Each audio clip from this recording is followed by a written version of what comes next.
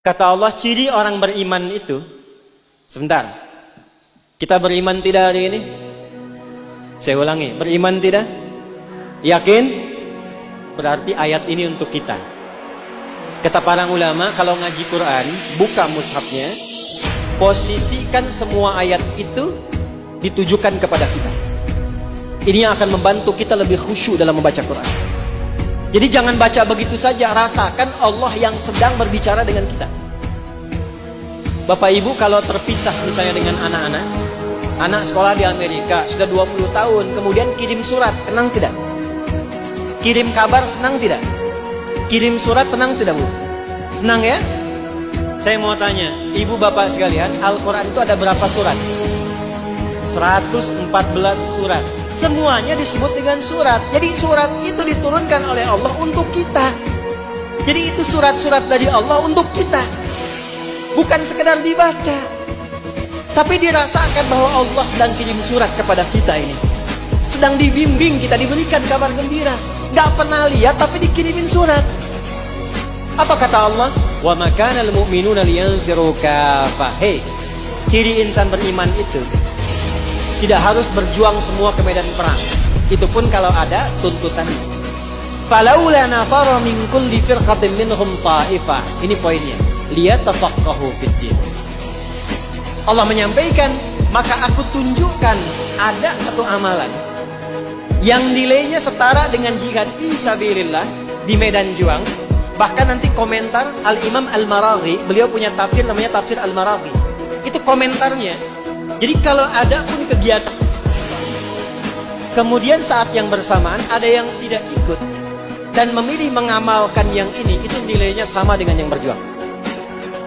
Dan kalau tidak ada tuntutannya seperti kita sekarang, maka amalan ini melampaui jihad fi sabilillah yang berbentuk fisik. Perjuangan menggunakan fisik. Ayat ini bisa melampaui nilai-nilai perjuangan secara fisik. Apa itu? Ternyata ayatnya ayat yang menuntun kita untuk meningkatkan intelektualitas dan mengisi akal yang telah Allah siapkan untuk membangun kehidupan kita. Perhatikan kalimatnya. Falaula nafara min kulli firqatin minhum ta'ifah liyatafaqahu fid-din. Ciri insan beriman itu kalau ngaji, kalau belajar, dimanapun dia belajar, baik formal ataupun non formal, dia akan pastikan semua yang dipelajari itu serius untuk dipahaminya. Tuh, subhanallah. Ada fiqih, awas. Ada fiqih, ada ilmu, ada ta'allama, ada tafaqah. Kalau ta'allama, Anda datang, masuk, dengarkan, pulang. Itu ta'allama namanya. Transfer pengetahuan. Tapi kalau fikih tidak begitu. Datang, dengarkan, bahkan di hadis Muslim, hadis yang ke-8, hadis viral tentang Jibril menyamar datang ke majlis Nabi itu, ya. An Umar bin Khattab radhiyallahu ta'ala anhu qala bainama nahnu julusun 'inda Rasulillah sallallahu alaihi wasallam ittala'a 'alaina rajulun shadidu bayadi thiyabi shadidu sawadi sa'ari la yura 'alaihi atharu as-safari wa la ya'rifu minna ahadun fajalasa ila an-nabi sallallahu alaihi wasallam فأسند ركبتيه إلى ركبتيه ووضع كفيه على فخذيه وقال يا محمد أخبرني عن الإسلام. Kalau kita mau gali detailnya, datang ke tempat belajar, duduk saf yang pertama, simak supaya fokus.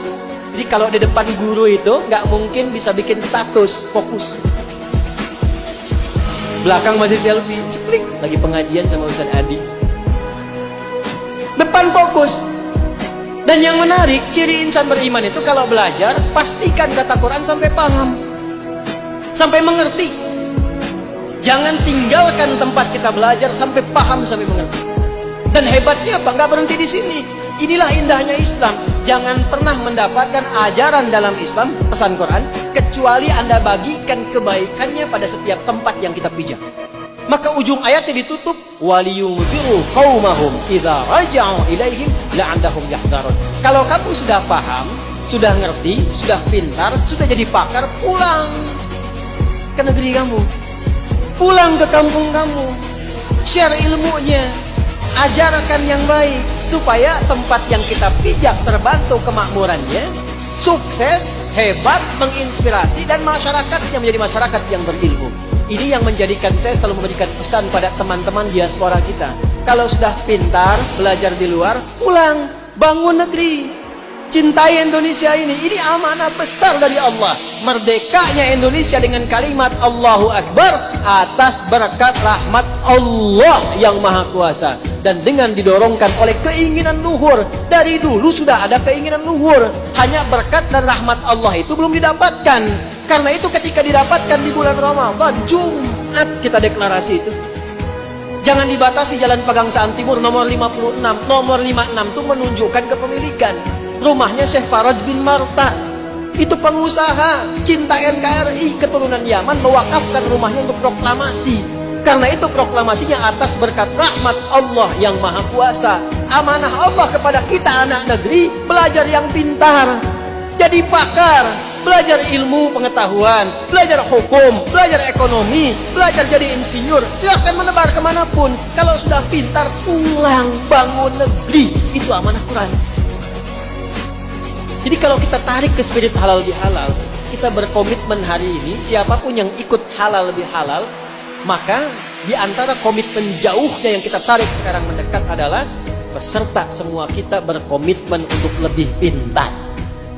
Spiritnya apa? Spirit al-ma'un. Banyak berbagi, lakukan pencerahan seperti matahari yang menyinar.